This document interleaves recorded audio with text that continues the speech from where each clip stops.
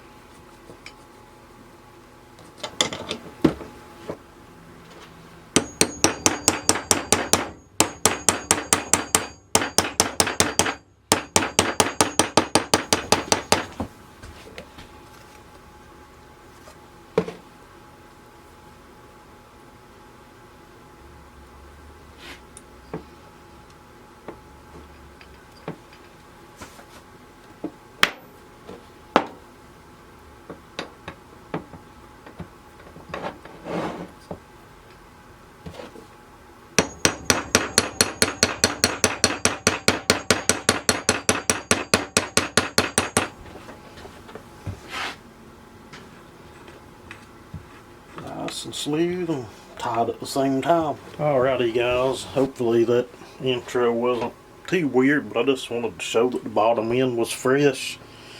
Bottom end's OEM. I've got OEM flywheel.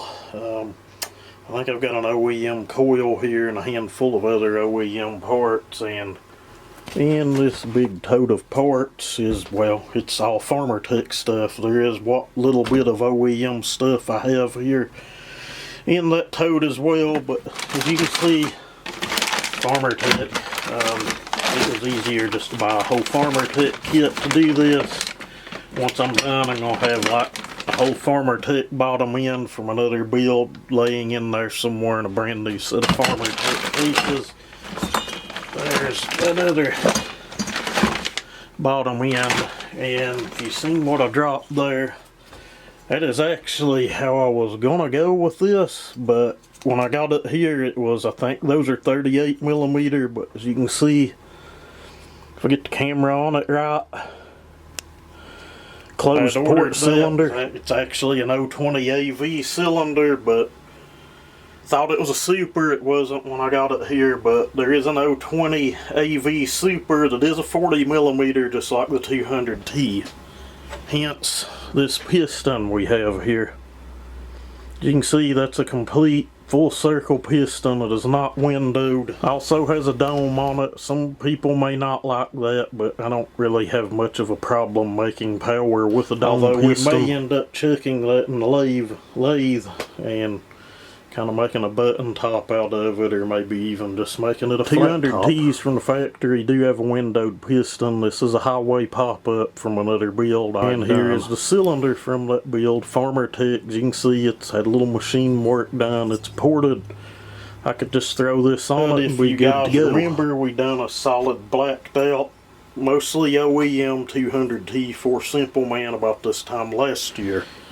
You'd sent a bunch of parts up.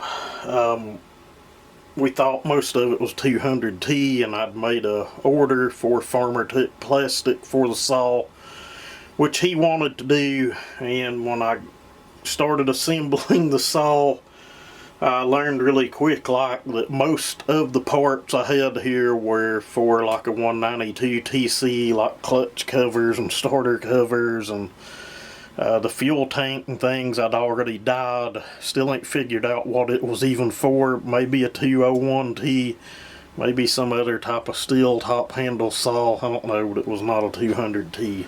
So instead of just ordering another order and waiting a few weeks on it to get here, in some cases a month, I just took my kit saw that I had put together and got what parts I needed off of that to complete his build. And that's why we have a complete 200T bottom end over our Farmer Tech one.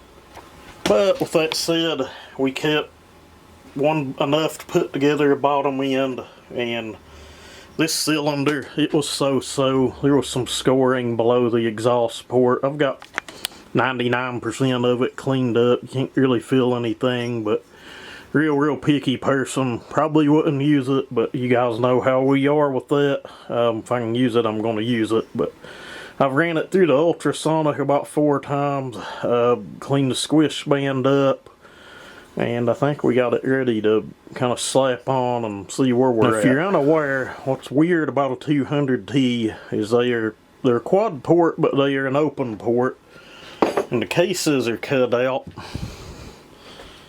for the open port design.